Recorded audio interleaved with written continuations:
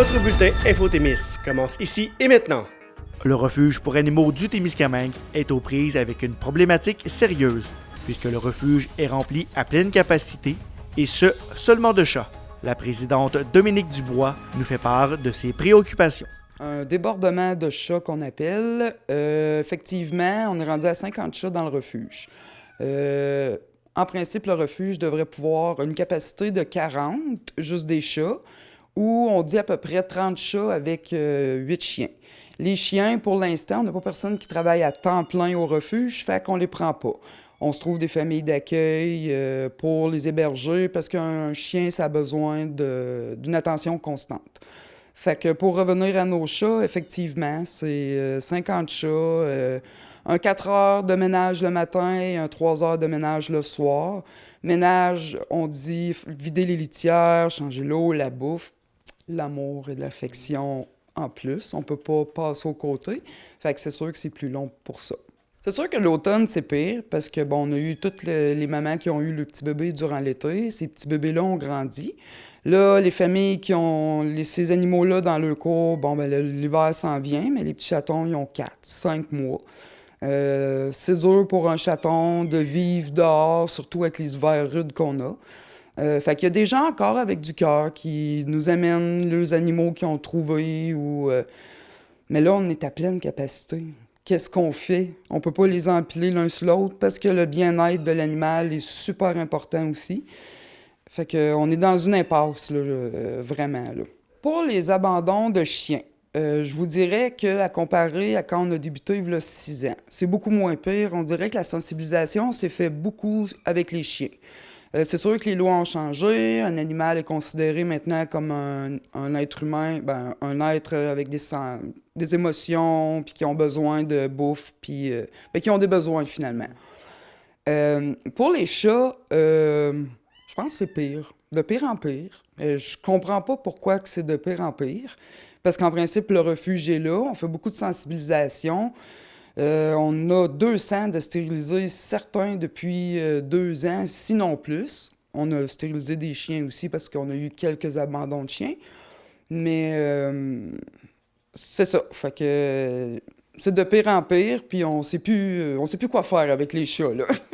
On sait Noël s'en vient, là, on va te donner un cadeau, un animal en cadeau. Peut-être porter les gens comme ça, à réfléchir à ça avant. Qu'est-ce qu'on a à penser avant d'adopter un animal comme ça?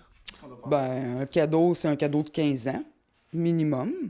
C'est un cadeau qui mange, c'est un cadeau qui boit de l'eau, c'est un cadeau qu'il faut que tu t'en occupes. C'est un être vivant que tu as, là. Tu peux pas le laisser dans un coin puis faire comme si c'était un toutou. Si les gens pensent comme ça, sont mieux d'acheter un toutou à 10,99 puis de laisser faire le petit minou. Nous, c'est sûr, famille d'accueil, quand on a un chien, c'est important, ou un chat malade, parce qu'un chat malade, des fois, a besoin de beaucoup de soins, puis ce qu'on a besoin beaucoup aussi, c'est des bénévoles au refuge qui viendraient nous aider à faire les entretiens de chats matin et soir. Nous, on demande aux bénévoles de se faire un petit plaisir, de ne pas voir ça comme un travail, de venir au refuge, puis de dire, bon, ben là, nous, on vient à 2 pour que ça soit moins long, puis on flatte, on s'amuse, on cajole, quitte à ce que les litières soient faites. Pas besoin de laver le plancher et de tout désinfecter. Nous, ce qu'on veut, c'est vraiment que nos chats soient bien, qu'ils aient du sociable, qu'ils aient leur petite nourriture et le petit bol d'eau à tous les jours. Des alternatives. Quand tu as un animal et que tu le veux plus, il n'y a pas grandes alternatives que de venir le porter au refuge. Mais, tu sais, présentement, si vous avez un animal chez vous, puis que, bon, ben là, vous pensez à déménager, vous pensez à l'abandonner, faites-nous signe avant. Nous, on va essayer de le publier puis de le faire adopter avant de l'apporter au refuge. Tu sais, le refuge, c'est toujours le dernier lieu où ce que l'animal on sait qu'il va être bien, mais ils sont dans des cages toute la journée, là. Vraiment, 24 heures sur 24. Nous, on les sort si on peut. Mais là, comme tu peux voir, les petits chatons qui sont là, c'est mieux de ne pas les laisser sortir.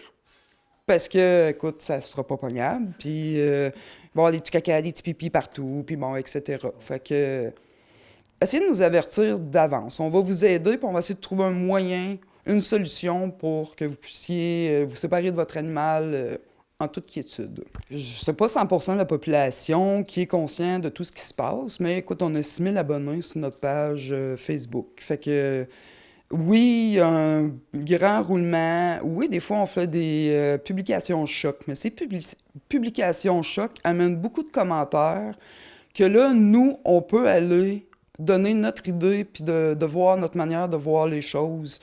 Écoute, c'est Céline Girard qui publie présentement. Avant, c'était moi.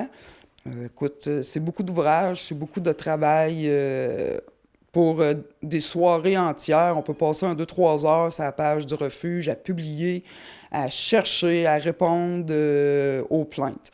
Je laisse Céline avec ses publications et je vais répondre plus aux plaintes, moi, que les gens vont pouvoir... Bon, il y a un chien dans ma cour, j'ai un chat magané sur mon perron, ou en tout cas, tu sais, là, faut qu'on se partage la tâche. Mais oui, Facebook est très, très, très important. Que les gens peuvent aller voir les chats, on peut parler de chats parce que là, on a juste des chats, vont pouvoir aller voir les chats, voir leur tempérament, poser des questions.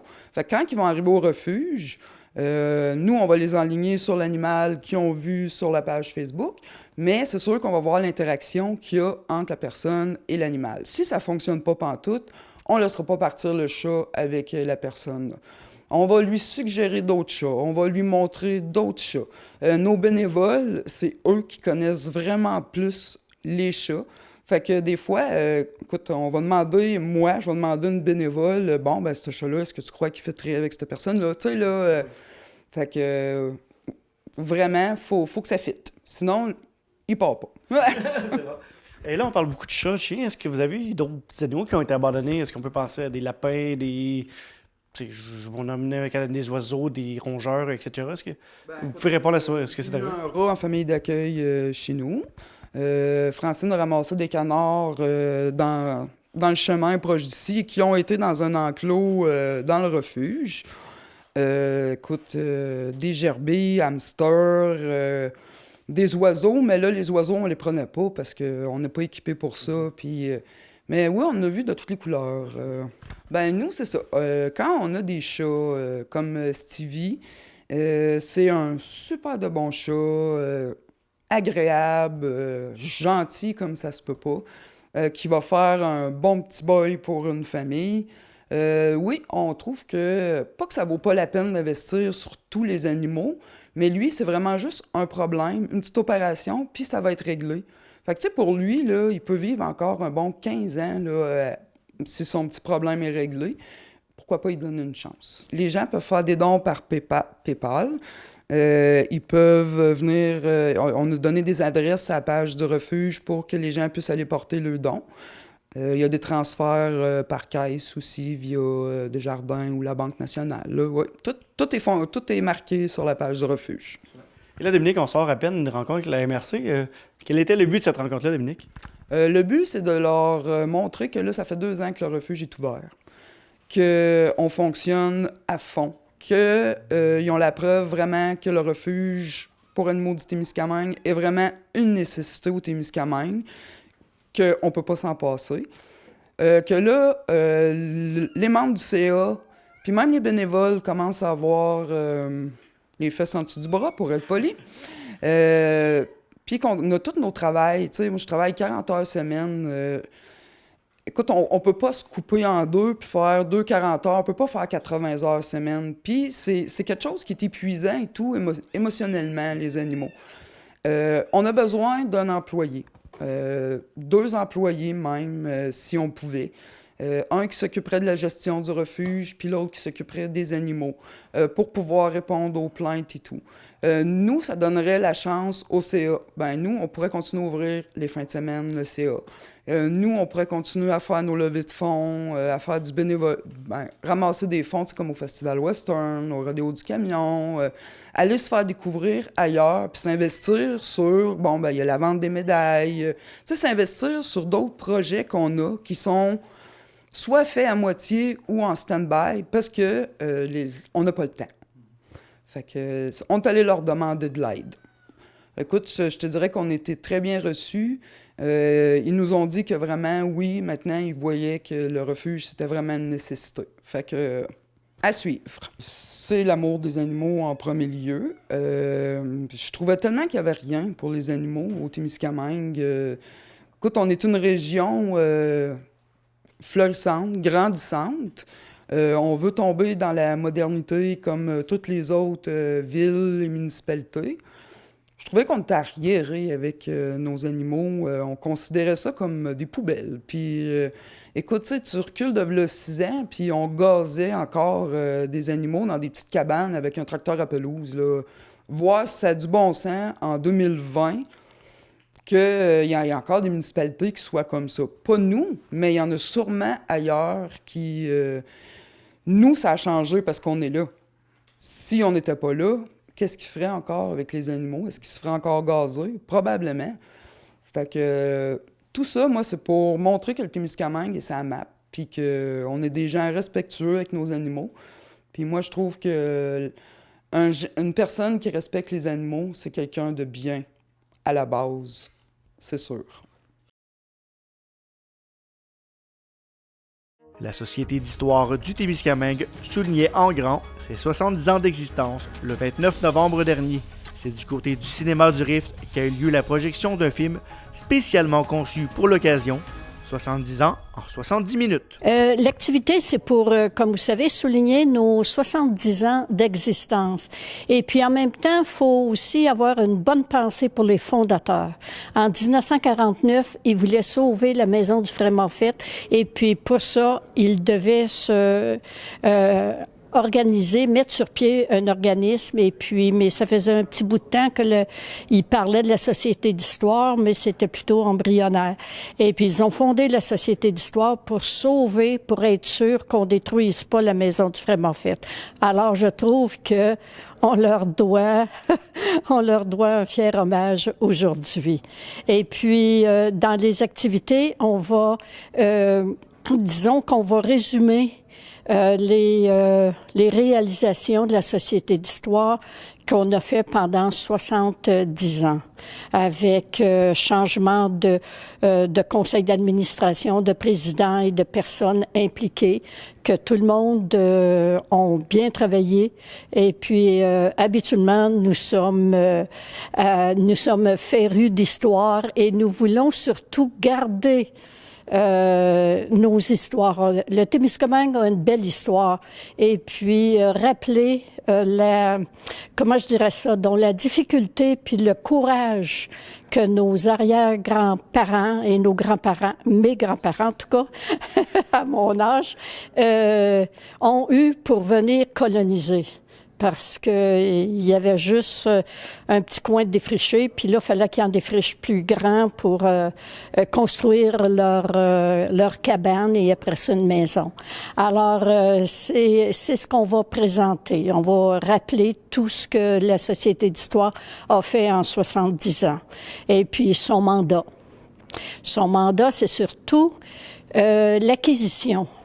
Acquérir des archives, des photos des familles, autant que possible identifiées, ça nous aide beaucoup pour pas nommer une personne qui est la mauvaise personne, qu'on a nommé le voisin au lieu de la personne réelle. Et puis, c'est même des actes notariés, là, des anciens. Là. Surtout quand il y a des parents ou grands-parents qui ferment une maison, qu'on dit qu'ils cassent maison. Bon, bien souvent, les plus jeunes savent pas quoi faire avec ça. Alors, de nous emmener ça, et puis c'est ça qui nous permet, nous, de marquer des points pour obtenir l'agrément du ministère de la Culture. Et puis, c'est ça qu'on va parler cet après-midi, de la généalogie aussi. Et puis après ça, bien, il va y avoir, oui, un vidéo qui va présenter, admettons, la Maison du Frère Moffett, l'exposition qui est à l'intérieur présentement, mais qu'on travaille là maintenant. C'est un gros dossier cette année qu'on a commencé l'an passé. Et l'année prochaine, on renouvelle l'exposition permanente à la Maison du Frère Moffett. Et puis, on va en parler un peu, mais on va vous montrer là l'exposition qui va disparaître, qui va s'éteindre, mais après 15 ans d'existence, il est temps qu'on fasse place à du nouveau. Le plaisir, c'est que ça me ramène en arrière, et puis c'est que j'ai entendu les histoires de ma mère, et qui en raconte encore. Et puis, j'ai eu connaissance de mon grand-père. Alors, c'est vraiment, là, je regarde une photo, puis il y a toute une histoire autour de la photo. Et puis, je suis responsable de la revue La Minerve. Et puis, ça, j'y prends plaisir aussi parce que quand on peut trouver, je peux trouver une histoire, un récit d'une famille, ou même, on va fouiller dans le mérite agricole, que c'est pas tout le monde qui connaît, mais un cultivateur a décroché une médaille pour son travail, puis qui décrive toute la ferme et puis tout ça. Et puis, en étant élevé sur une ferme, disons, ça va me chercher. Ce qu'on souhaite, c'est continuer à survivre, mais je dois dire, survivre, on survit assez bien, mais c'est que augmenter le nombre de membres. Et puis, faut avouer que notre revue La Minerve est appréciée et qu'on gagne beaucoup de membres. On est au-dessus de 500, je crois 523.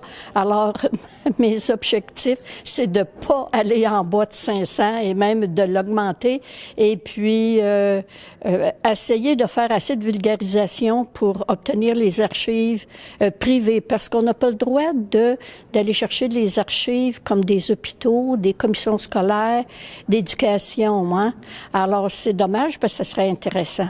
Mais c'est surtout privé, des entreprises et puis des organismes. Fait que, alors, c'est ça, c'est pour continuer à vivre, disons, avoir la tête hors de l'eau. Le 22 novembre dernier, l'artiste témiscamien William Manceau présentait ses compositions originales devant public pour une toute première fois du côté du Simonac de Ville-Marie. Je viens présenter, dans le fond, mon premier show seul. C'est toutes des compositions, dont celle de mon premier album, mais aussi des nouvelles. J'en ai une neuve d'hier, tu sais. Je compose beaucoup ces temps-ci, puis j'ai vraiment l'intention d'en avoir de plus en plus, puis de continuer là-dedans. Puis, cet album-là, c'est mon premier que j'ai fait, puis je l'ai sorti l'automne dernier, puis dans le fond, ça a comme été ça qui a démarré l'envie de poursuivre un projet solo, parce qu'avant, je jouais beaucoup de musique dans d'autres groupes puis plein de projets, puis c'était vraiment super, sauf que là, j'apprends vraiment à me connaître plus en tant qu'artiste. Puis qu'est-ce qui m'a inspiré pour cet album-là, c'est vraiment mes tourments personnels, puis mon envie de voir le monde de mon propre œil. C'est un peu égoïste dans ce sens-là, sauf que j'aime ça dire aux gens ma façon de voir les choses, puis je crois que dans cette touche un peu dark, blues, automne, puis folk en même temps, un peu poétique, je m'en vais chercher des zones qui sont un peu plus grises, parce qu'on n'aime pas trop y penser, parce que c'est pas vraiment des choses qu'on a besoin de penser pour être heureux aujourd'hui, puis qu'on cherche pas plus loin le bonheur, mais ouais, je me perds avec tout ça, sauf que ça tourne globalement autour de ça. Ben en fait, c'est ça. J'ai l'impression que ce soir, je vais découvrir un plaisir que j'avais pas touché parce que je me mettais dans une situation de gang. Mais là, qu'est-ce qui... dans le fond, quand je suis sur une scène, j'ai l'impression que je suis utile contrairement à partout ailleurs. C'est juste ça. J'ai l'impression que je suis à bonne place. Là. Ailleurs, je suis bon pour chialer, je suis bon pour stresser le monde, je suis bon pour leur faire poser des questions qu'ils n'ont pas besoin de se poser. Mais sur scène, j'ai l'impression que j'étais à bonne place. C'est ça l'affaire. Puis je pourrais pas expliquer ça autrement. Là. Ben, en fait, depuis le secondaire 3, En fait, au début du secondaire, j'ai eu la chance de rencontrer un ami qui m'est cher aujourd'hui. Il s'appelle Elliott Paquette. Puis c'est d'ailleurs un grand musicien. On a commencé à jouer de la musique ensemble. Puis il est arrivé au Témiscamingue, il venait de Laval. Puis ça a vraiment cliqué tout de suite. On a vraiment une grande chimie, moi puis lui. Puis déjà en secondaire 3, depuis le début du secondaire, on jouait ensemble, on n'avait pas de projet, puis on a décidé de se dire, crime, on apprend vite ensemble, on a vraiment une belle chimie. J'imagine que ça serait cool de pousser ça plus loin. Fait que depuis le secondaire 3, on avait l'objectif d'aller étudier en musique à Montréal. On l'a fait. Ça n'a pas donné ce qu'on espérait parce qu'on a réalisé qu'on aimait ça un peu à notre manière de faire. Puis moi, personnellement, à cette époque, j'étais pas réellement prêt de sortir de mon beau grand Témiscamingue parce que je regarde beaucoup d'autres régions au Québec qui ont vraiment une identité musicale forte. Puis les gens, ils aiment se reconnaître par rapport à la musique. Puis j'aimerais ça que, vu la région éloignée qu'on a, puis le potentiel de talent qui peut se faire germer ici, j'aimerais bien qu'on en soit fiers puis qu'on fasse rayonner la région de ses saveurs à travers le Québec. Puis pour aider ça, j'ai commencé à faire du porte-à-porte avec un de mes bons amis, Dominique Bérubé. Puis dans le fond, on se promène de porte-à-porte pour promouvoir la musique indépendante au Témiscamingue. Puis je sais pas, pour moi, c'est déjà un grand pas dans l'acceptation du fait qu'on se divertit par nous-mêmes ici. Puis c'est ça la beauté de la chose dans des régions comme la nôtre, oui.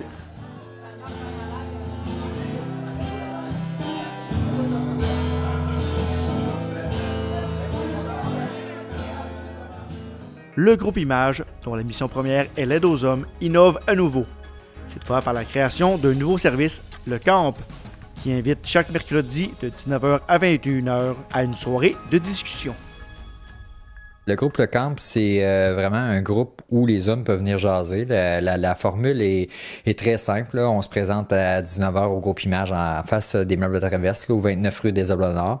Puis on vient jaser entre hommes avec le support d'une intervenante qui dirige un peu les conversations. Bref, ça se passe comme un gars qui arrive, on parle de sa semaine, comment que ça s'est passé. Puis si jamais il y a des sujets particuliers qui sont soulevés, l'intervenante peut les aider, les outils selon le besoin. C'est vraiment des fois, s'il y a des gars qui veulent venir briser l'isolement, c'est aussi un bel endroit. On n'est pas nécessairement obligé d'avoir des réalités particulières, des problématiques. On peut juste venir y assister et puis jaser entre hommes. L'objectif, c'était que le groupe Image, au départ, est parti un peu comme ça. Hein. C'est parti un peu avec des gars qui ont décidé de se réunir pour être capables de jaser entre eux. Puis on a décidé de revenir aux sources, puis on avait la chance de pouvoir avoir un partenariat avec le groupe SATAR, c'est un groupe d'aide aux conjoints ayant des comportements violents, qui offrait ce service, le Camp, à Val-d'Or. Puis j'ai décidé d'en faire un ici à Ville-Marie, puis j'en offre un aussi dans le territoire d'Amos. Donc c'est vraiment en simultané. On est deux groupes là, qui sont démarrés en même temps. Ça peut être des sujets qui pourraient être abordés, tout dépend des réalités des hommes qui se présentent. Exemple, si on parle de séparation, un homme qui vient de se séparer décide de venir nous voir pour venir soucier entre hommes. Des fois, d'autres hommes ont peut-être vécu des séparations. Fait qu'on va échanger sur ça. Puis la force du groupe, c'est assez fort aussi. Hein? Tu sais, on se rend compte que quand quelqu'un a déjà vécu ça, il peut peut-être lui donner des conseils, des trucs. Donc, c'est un peu l'objectif là du groupe. Puis, on n'a pas de limite non plus d'hommes là qui viennent. Fait que présentez-vous, on va voir comment ça va se passer. Puis, c'est vraiment à la bonne franquette. C'est de 19h à 21h. Donc, advenant le cas qu'on déborderait le 21h, c'est pas plus grave que ça non plus. Là, on est là pour vous puis pour vous entendre aussi. Oui, c'est ça. Ça répond aussi à un besoin. Tu sais, on n'est pas obligé nécessairement d'avoir une grosse difficulté pour venir fréquenter le groupe Image. On essaie d'agir en prévention. La prévention veut dire avant. Tu sais, les gars, on a de la misère. Hein? On a de la misère à attendre. On attend tout le temps le dernier bout avant d'en parler. Ben, je me dis, si on vous ouvre la porte pour pouvoir venir nous voir en prévention, des fois, juste d'avoir des petits tips, des petits conseils pour être capable de réussir à communiquer davantage avec sa conjointe, d'être capable de réussir à parler à son employeur comme il faut, si jamais dans le cas qu'on a des difficultés. Tous les problèmes là qu'on peut réussir à minimiser un peu en prévention, ça pourrait être un bel endroit pour venir jaser avec nous. Oui, bien, c'est un peu l'objectif. Dans les faits, si on sent qu'il y a un gars qui a un besoin plus particulier, qui a besoin d'un suivi plus individuel, l'intervenant qui est là tisse déjà le lien avec le gars. Puis après ça, on pourra peut-être avoir des rencontres individuelles si le besoin est plus criant là, que juste entre hommes là, pour en discuter. Donc, c'est une belle porte d'entrée pour venir voir nos services, qu'est-ce qu'on offre. Puis de voir qu'on n'est pas obligé d'avoir une problématique super majeure pour venir dans nos services. Des fois, juste s'informer, ça peut faire du bien.